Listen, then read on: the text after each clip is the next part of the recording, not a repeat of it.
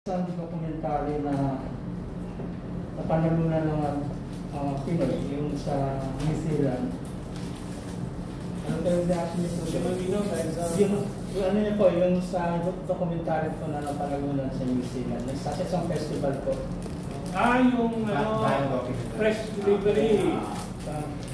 I think I have an article about that mga 3 buwan na nakaraan. So na-detect na natin yung part of the information mo yan.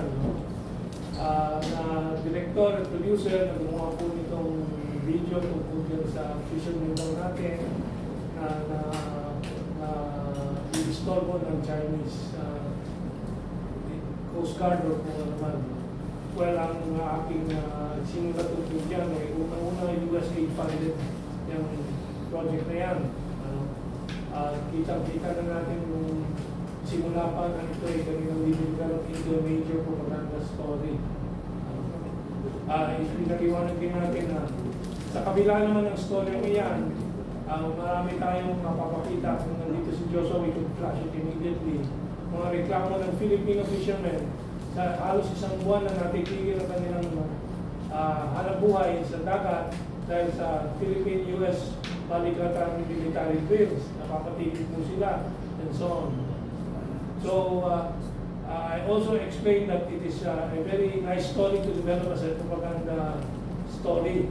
Kasi yung producer at director ng Fresh Delivery, I think is the title of that video, is an orphan, na struggle.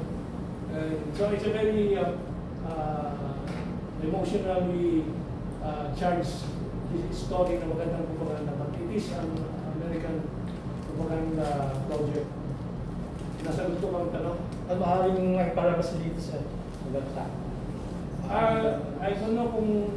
I think pinapalabas na dito ngayon. Ang propaganda ngayon ay binigyan ng award ng New Zealand and so on, di ba? Anything else? Ano?